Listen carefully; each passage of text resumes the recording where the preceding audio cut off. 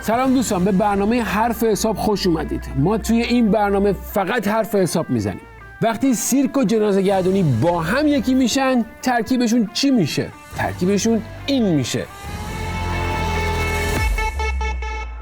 این هفته خاکستر مذاکره و تفاهم‌نامه را هم به باد دادن، ولی هنوز آتیش در درون این رژیم شعله میکشه. همین که مردم هنوز آتیشتون ندادن، برید خودتون شوک کنین. انگلستان همین هفته بالاخره سپاه پاسداران رو توی فهرست گروه‌های تروریستی گذاشت. این هفته کف خیابون‌های شهرهای ایران شاهد اعتراض و اعتصاب مردم بود که به خاطر وضعیت بد معیشتی و خالی کردن جیب مردم توسط رژیم دست به اعتراض زدند. پشت پرده سفر بچه شاه به هلند، شاه پرست‌ها سیاهی لشکر یا فریب خورده به عنوان سیاهی لشکر استفاده کنن. این هفته موشک لانگ مارچ 10B به صورت عمودی بر روی یک سکوی دریایی با موفقیت به زمین نشست که ما توی این برنامه به این موضوع اصلا نمی‌پردازیم.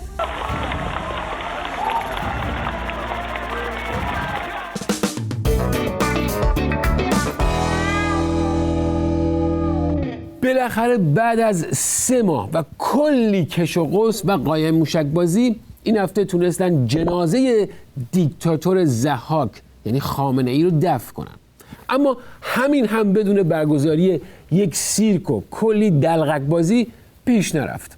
این شما و این هم سیرک این هفته نظام. برای کشورشون اومدن. اینا نه هوش مصنوعی ان، نه عراقی ان، نه بنگلادشی ان، نه پاکستانی. اینا ایرانی ان. بسم الله الرحمن الرحیم. صبح के 3 बज रहे हैं और तेहरान के मेट्रो में देखिए किस तरह की भीड़ है माशाल्लाह. हर तरफ से भीड़ है. ये सारा क्राउड जा रहा है.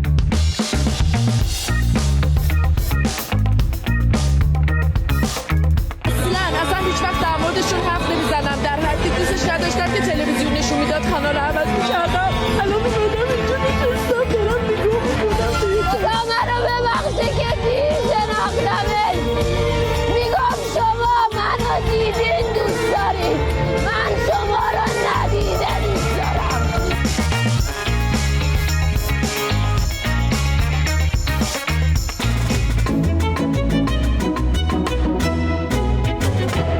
اما داستان اصلی این هفته یکی بود یکی نبود. یه مذاکره و تفاهم‌نامه‌ای بود که اصلا دود شد رفت هوا. ولی همین مذاکره بلوایی به پا کرد. اولش میگفتن که کی امضا کرده؟ کی بود من نبودم، دستم بود. بعد گفتن کیا امضا کردن؟ اولش گفتن 12 نفر امضا کردن. بعد هی عدد رو بالا پایین کردن. مجتبی هم میخواست با یک ویراژ علل اصول خودش رو در ببره. حالا این هفته هم اومد با یک پیام انتقام تیم مذاکره رژیم رو گذاشت گوشه رینگ. اینجا بود که جلیلی هم با شعار انتقام خودش رو انداخت وسط ماجرا. این انتقام چیست؟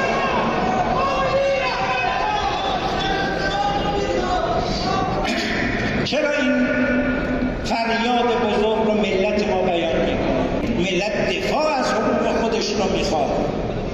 اگر شما میگویید ما باید فلان حقوقمون رو کلان اموالمون رو آزاد کنیم، بزرگترین دارایی ملت ما رهبری عزیزش بود.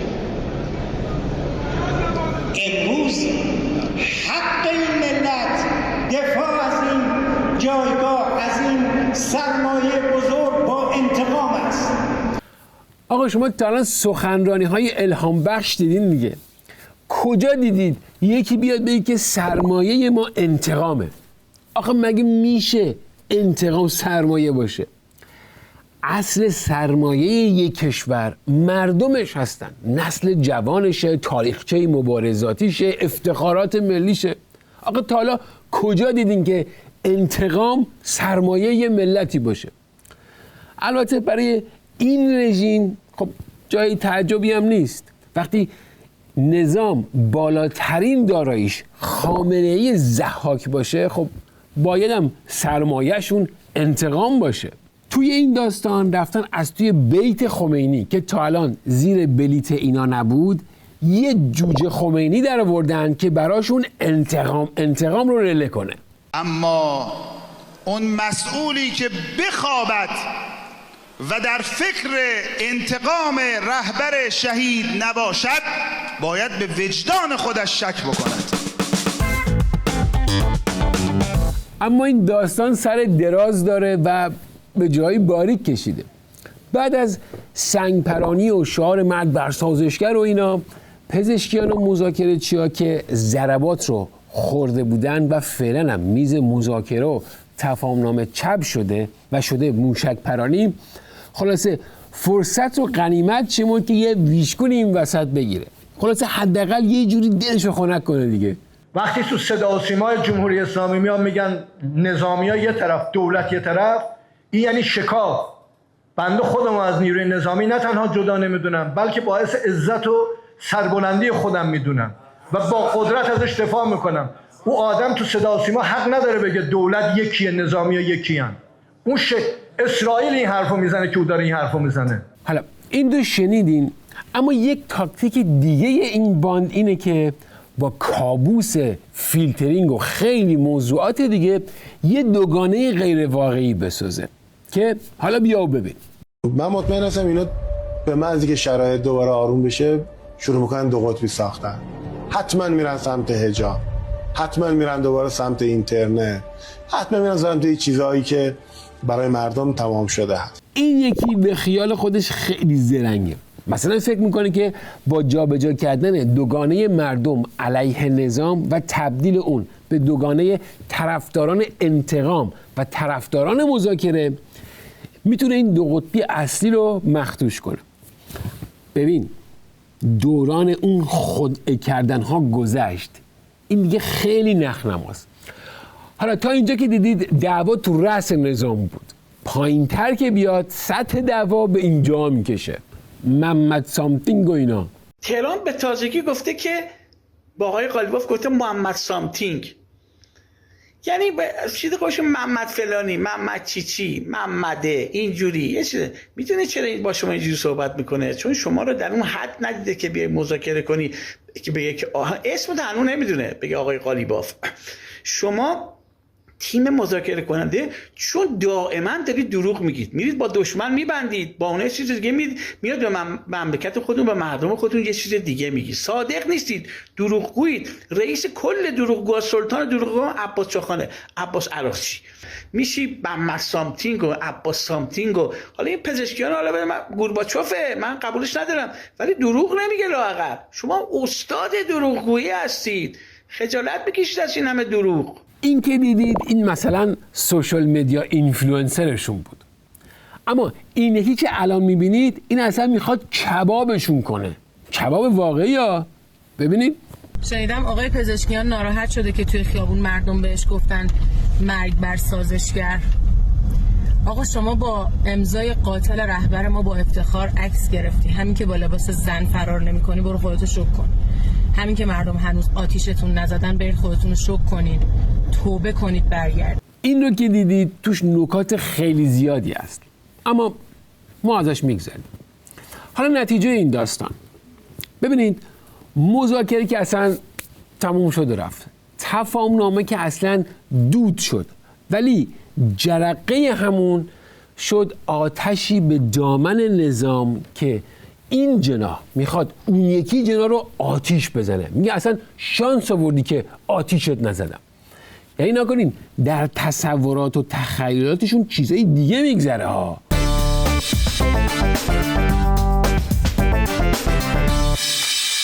حالا این داستان مذاکره بعضی از نفرات رژیم رو به هذیانگویی انداخته، گرچه هذیانگویی تو این رژیم از روز اولش بوده. مثلا خمینی میگفتش که اقتصاد مال خر است، اما حالا ببینید که این وضعیت چه بر سر اینا آورده.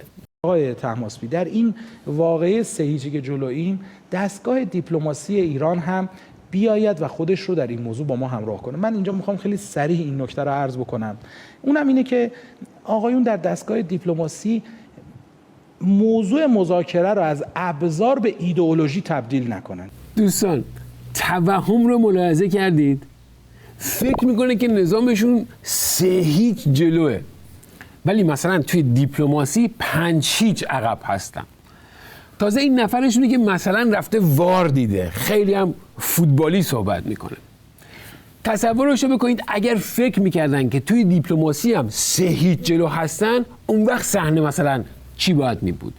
اون وقت چه مطالباتی باید میداشتن؟ ببینید این نتیجه داشتن چنین توهمیه. نبایستی ترامپ رو طرف مذاکره قرار میدادیم اصلا. حالا ممکنه گفته بشه که خب پس چه بکنیم؟ ابی نداره، میتونستیم تحقیرش کنیم. اگر میخواین مثلا تبادل نظری بشه، رد و بدل بشه، خب ابی نداره. دیگر این که بایستی ما یکی از خواسته هامون توی تفاهمنامه تحویل ترامپ باشه. این رو هم که دیدی. حالا یه سوال 4 جوابی، چرا اینها فکر میکنن که 3-0 جلو هستن؟ الف، چون رهبر و خیلی از سرانشون خوردن. ب، وحدت عجیب سرتاپای نظامشون رو فرا گرفته که بی سابقه است، مثلا سنگ زدن به وزیر خارجه. جیم، چون تونستن باقی مونده جنازه خامنه‌ای رو بالاخره بعد از 4 ماه دفن کنن. دال، گرم حالیش نیست.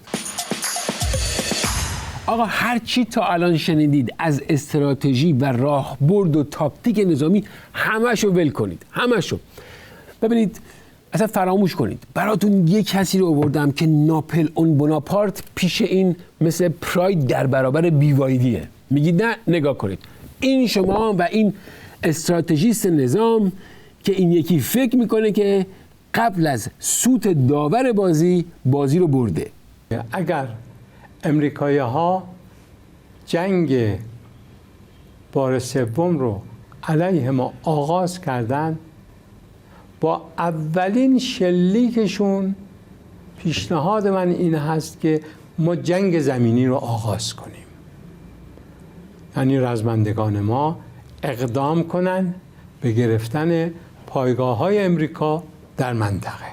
با گرفتن اسرا، با مصادره دارایی‌هاشون و امکانات نظامیشون، هم توصیه مقام معظم رهبری رو در رابطه با غرامت هامون عمل کردیم، چون الان بارهاست 2 ماه 3 ماه داریم میگیم غرامت باید بدید، چی نمیگن دیگه.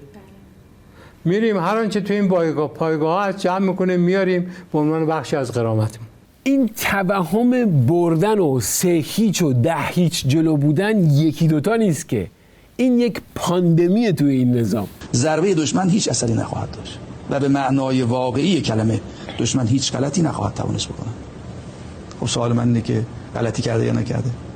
رسوماتونی که خب بنا دیگه بالاخره خود حضرت آقای بیان کننده این سخنان رو به شهادت هیچ غلطی، یعنی اگر شما بیستید طرح و درست جلو برید او به اهدافش نمیرسه، شما به اهدافتون میرسید. معنیش آقا من واقعا میخوام بدونم که این چی زده که اینطوری حرف میزنه. ببین رهبر نظامشون خورده، میگه نه این شکست نیست، شکست اینه که طرحت رو درست پیش نبری. اون طرح خلاقانتون که سر خامنه‌ای رو به باد داد، اون چی بود دقیقاً؟ اما اون طرح خلاقانه اونه که آخوند قاسمیان میگه. این لو میده که چطور باید طرح رو پیش میبردن. شما نباید بگی آمریکا بیدو، آمریکا بیدو، یعنی با تحقیر باید بگی. ببینید راست میگه دیگه، بیدو مثلا معنی احساس کردم پرایده. حالا این تکنیک رو ببینید چطور کار میکنه، بعد شما قضاوت کنید. مثلا خامنه‌ای مرد به درک، دیدید هیچ نشد. اما داستان آخوند قاسمیان شبیه اون جوکه است که نفر رفته بود سینمای سه‌بعدی فیلم گاوبازی نشون میدادن، بلند شد شروع کرد به داد و بیداد، گفت آقا بلند شین این داره میاد و فلان و اینا. و گفتن آقا بشین، این فیلم واقعی که نیست. گفت من و تو میدونیم فیلمه، اون گاوه که نمیفهمه، اون داره میاد. داستان قاسمیانه. سفر بچه شاب به هلند رو یادتون هست دیگه، هفته پیش بهش پرداختیم. اما این هفته جزئیات و نکات بیشتری از اون روشن شده، یعنی خیلی بیشتر از اون چیزی که فکرشو بکنید این سفر افتضاح و آبروریزی بار آورده. ببینید ما فقط میخوایم اینجا به چند نمونهش بپردازیم، چون اینقدر زیاده که اصلا توی یک سریال چند قسمت هم همش جا نمیشه. یه نمونهش این شاه پرست هایی هستن که از آلمان و این بر اون ور جمع کردن بردن هلند. باورتون نمیشه که با چه فریب و حق بازی گولشون زدن و اینا رو بردن اونجا.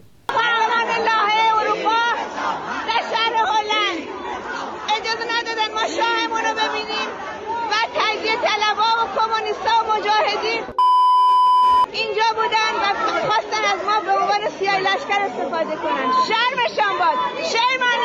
شیمانیو. همینطوری که خود این فیلم میگه نشون میده که تعدادی از طرفداران رضا پهلوی در صحن پارلمان هلند اینها چجوری سرکوب میکنن، فحاشی میکنن، تهدید میکنن، به ما تروریست میگن.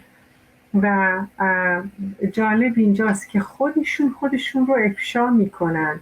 یعنی در همین فیلم شما میبینید که میگه که ما برای دیدار شاهزاده‌مون رضا پهلوی اومدیم، ما رو فریب دادن و معلوم نیست کی فریبشون داده. کی بهشون نگفته که در نامه‌ای که از طرف پارلمان هلند منتشر شده بود گفته شده بود که پنل آقای رضا پهلوی در پشت درهای بسته برگزار خواهد شد، ولی اینا نمیدونستن. 5-6 اتوبوس از فرانکفورت و بلژیک و جاهای دیگه، آلمان به خصوص، اینها آورده بودن با بهانه با دروغ، با بهانه دیدن شاهزاده‌شون. خب آقا شما که رفتی اینها رو از آلمان و بلژیک و اینا بار زدین و وردین هلند، نگفتین بهشون اینا رو کجا میبرین؟ نه همینطوری اینا رو بار زدین و وردین. از آدمای درست حسابی که چیزی یاد نگرفتین، لااقل از رژیم یاد میگرفتین. وقتی بار میزنه میاره مثلا برای همین جنازه گردونی، بهشون میگه کجا میبرتشون. نگفتیم بهشون که جلسه بچه شاه پشت درهای بسته است، شما رو راه نمیدن. بهشون نگفتی، اینا شدن سیاه لشکر.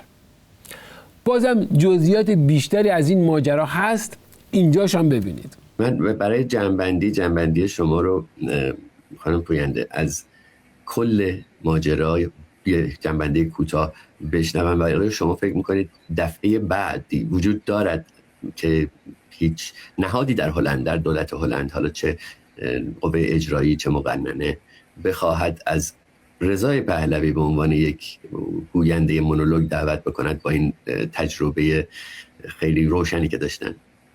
بله، سوال بسیار خوبی کردیم. ببینین این بار دومی هست که اولیاس الیان تلاش میکنه که رضا پهلوی رو به پارلمان هلند بیاره. خب بار اول با مخالفت شدید روبرو شد و این دعوت کنسل شد. اما بار دوم چون نزدیک به تعطیلات بود، با اختلاف و خیلی از احزاب نبودن، با اختلاف 2 رأی، واقعا با اختلاف 2 رأی این پیشنهاد رأی آورد. و من گمان نمی کنم هرگز دیگه هلند پای یک همچین کاری بره با این تجربه‌ای که کرد و در صحن پارلمان هلند، یعنی شاهد هجوم و حمله اینها به مخالفات خودشون با شعارهایی که میدادن.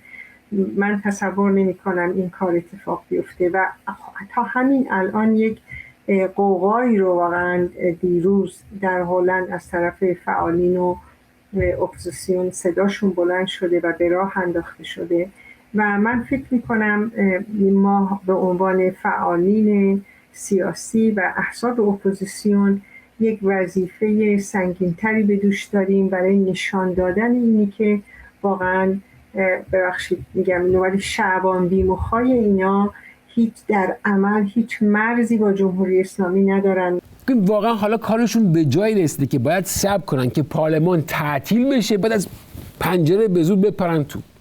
عجب فضاحتی واقعا برای یک سفر مفتضحانه، اون هم پشت درهای بسته، بدون هیچ ملاقات رسمی، اون هم توی روزهای تعطیل مجلس. یعنی خودت هم باور شده بود که حلیم میدن ها. آقا ما سالگرد شنیدیم، سال روز شنیدیم، اما 6 ماهگرد نشنیدیم. شما شنیدی؟ نشنیدید. برید از بچه شاه بپرسید که اومده 6 ماهگرد برای روزهای قیام گرفته و پیام داده. حالا اینکه با این پیامش چی رو میخواست بپوشونه، چه حقه‌ای داره و چه کاسه‌ای زیر نیم کاسه است، بگذاریم. اما این پیامش اونقدر نکات داره که نمیشه به همش پرداخت. ما فقط 30 ثانیه اولش رو بررسی میکنیم که یک مثنوی میشه در رابطه با اون نوشت. ببینید. همیهنان عزیز، جمهوری اسلامی میکوشد صدای واقعی مردم ایران را در میان هیاهوی مراسم حکومتی برای یک جنایتکار بالفطره و یکی از منفورترین حاکمان تاریخ ایران پنهان کند. تو واقعا چجوری صاف این حرفا رو میزنی؟ خندت نمیگیره؟ واقعا موندم. آخه ببین، از این جنایتکارهای بالفطره تاریخ ایران یکیش خامنه‌ایه، یکیش خمینیه، یکیش هم بابای خودت بوده. یادت رفته چجوری از قیام میلیونی مردم ایران فرار کرد، فلنگو بست؟ رو که نیست که سنگ پای قزوینه. خلاصه 10 ثانیه دیگرش هم خواهش میکنم که تأمل کنید. ببینید. رژیمی فرسوده، پوسیده و رو به زوال با نمایش‌های ساختگی، تبلیغات دروغین و هزینه‌های هنگفتی که از جیب مردم ایران غارت می‌شود، تلاش دارد تصویری جعلی از مشروعیت برای خود بسازد. واقعا به این بچه‌ها باید یک مزایایی داد، مزایای مشاغل سخت. یکی از سخت‌ترین کارهای جهان رو این داره انجام میده. میخواد ادای مخالفت و مبارزه با یک دیکتاتوری فرسوده و رو به زوال رو در بیاره و سختی کارش اینجاست که خودش بچه یه دیکتاتوری که نه تنها مثل این یکی دیکتاتوری که الان سر کار رو به زوال بوده، بلکه اصلا دفن شده و استخونهاش هم پوسیده. این بیچاره تو بد مخمسه گیر کرده. آقا جان، نمایش‌های ساختگی، تبلیغات دروغین و هزینه‌های هنگفت از جیب مردم که غارت میشه، یکی از بزرگترین نمونه‌هاش جشن‌های 2500 ساله بابات بود که مردم توی گرسنگی و فقر گرفتار بودن ولی هزینه‌های هنگفت میکرد. ببین خودتی. خب اینا که فقط حرف ما نیست که. ببین رضا پهلوی تنها و تنها با عنوان یک عامل فساد، یک عامل نفاق و یک عامل توجیه جنایته، به عبارتی جاده صاف کردن جنایت رو داره انجام میده و انجام داد. و خود فلاحیان وزیر اسبق دولت خاتمی، برید کتابش هست که مراجعه بکنید در این رابطه چی نوشته. گفته ما رضا پهلوی رو بخوایم از بین ببریم، خیلی ساده از بین میبریم، ولی این باید تو بازی باشه، باید باشه تا به ضد اپوزیسیون عمل کنه. الان شما میبینید دیگه، رضا پهلوی، زنش، مامانش، خواهرش، برادرش، ایورش، اوورش، هواداراش، اینا همه تو خارج از کشور شعارشون فقط یه چیزه: مرگ بر مجاهد چپی. همون مجاهد چپی که رژیم 10,000 نفرشون اعدام کرده، هنوز داره اعدام میکنه و دشمن اصلیش هم همینا هستن. پس این شده نیابتی حکومت جمهوری اسلامی در خارج از کشور. آقا داستان بزبیاری شاه پرستو هم که ته نداره. این هفته هم دوباره یه رسانه دیگه یعنی تاگسشاو آلمان یک مقاله مبسوط تحقیقاتی منتشر کرده در رابطه با فعالیت‌های سایبری و فیک رباتگونه شاه پرستو و رژیمیا توی فضای مجازی. مال رژیمیا که خب مشخصه، نیاز به توضیح نداره، قشنگ رباتی که مثل کارهایی که سر تصاویر جنازه گردونی کرده بودن، واضح و روشنه. اما میپردازیم به بخش فعالیت‌های سلطنت طلب‌ها. این رسانه نوشته در مجموع بیش از 17.5 میلیون نظر که طی 12 ماه از آوریل 2025 تا مارس 2026 در صفحات رسانه‌های مانند BR24، فرانس 24، LRT، ORF، RTVE، سوئیس انفو، RFE، تاگسشاو و ZDF هویته منتشر شده بودند بررسی شد. نتیجه نشون داد که موضوع ایران بیش از هر موضوع دیگری هدف فعالیت‌های هماهنگ و غیر واقعی قرار گرفته است. همین الگو در بررسی 4.2 میلیون نظر صفحه اینستاگرامی تاگسشاو نیز مشاهده شد. تازه این گزارش فقط بر اساس کامنت ها روی چند حساب رسانه های اروپایی نوشته شده. یعنی اگر همه کامنت ها و پست ها رو در نظر می گرفتن که اصلا فاجعه بود. این مقاله اصلا یه بخش داره با این تیتر: نظرات مشکوک در حمایت از رضا پهلوی. پژوهشگران همچنین در میان نظراتی که از رضا پهلوی حمایت می‌کردند الگوهای مشخصی مشاهده کردند. در مجموعه داده‌های بین‌المللی کاربران حامی رضا پهلوی حتی بزرگترین جامعه هماهنگ را تشکیل می‌دادند. این نظرات میان تعداد کمتری از حساب‌های کاربری توزیع شده بودند، زیرا برخی کاربران 10 بار یا حتی بیشتر دقیقاً همان متن را تکرار کرده بودند. ببینید دوستان، داره میگه که شاه پرستا در یک کار فیک و گله‌ای توی فضای مجازی حتی نسبت به بسیجی هم خنگ‌ترن. میگه یک کامنت ثابت رو 10 بار زیر یک پست از یک حساب میزنه. اما این مقاله ادامه داره و فاجعه عمیق‌تر از این حرفاست که فکرشو بکنید. همچنین بسیاری از حساب‌های حامی رضا پهلوی هیچ دنبال کننده‌ای نداشتند، هیچ پستی منتشر نکرده بودند و حتی عکس پروفایل هم نداشتند. علاوه بر این انتشار این نظرات در بازه زمانی طولانی‌تری انجام می‌شد. برای نمونه در صفحه تاگس شو 57 نظر با همین متن در تاریخ 9 ژانویه بین ساعت 12:21 تا 12:58 منتشر شد. 33 نظر دیگر بین ساعت 13:03 تا 13:57 ثبت شد و در ساعت‌های بعد نیز تعداد دیگری از همین پیام منتشر گردید. نکته مهم دیگر این بود که این نظرات تنها زیر یک پست منتشر نشده بودند، بلکه در چندین پست مختلف دیده می شدند. حتی برخی از این پست‌ها هیچ ارتباطی با ایران نداشتند و مثلا درباره طوفان برف در شمال آلمان بودند. این ویژگی این نوع فعالیت را از شبکه‌های احتمالی رباطی متمایز می‌کند. آقا زیر پست آب و هوای برفی آلمان چرا میرید کامنت میذارید و فوش میدین؟ من واقعا سوالم شده شما فرق پست شرایط آب و هوایی آلمان رو با مسائل مرتبط با ایران اینم نمیفهمید؟ یعنی ما باید باور کنیم تا این حد؟ حالا باورتون میشه بابت همین حماقت هم پول میگیرن. این جدیدترین گزارش در رابطه با رفتار گله‌ای شاه پرستا و رژیمی ها و سایبریه. قبلتر هم رسانه های مختلف مثلا دمارکر، هارتز، فیگارو، سیتیزن لب، د کانورسیشن، نوول ابزرواتور مقالاتی منتشر کرده بودند. اما حالا WDR for You آلمان هم یک گزارش در رابطه با همین رفتار متقلبانه منتشر کرده که بخشی از این رو هم ببینید. رسانه‌های مختلف رسمی اروپا از آلمان گرفته تا فرانسه گرفته تا اتریش یک تحقیق بسیار گسترده‌ای انجام دادن و زیر کامنت ها بررسی کردن که چه چیزایی نوشته شده در مورد ایران. ایزابل برای ما توضیح بده.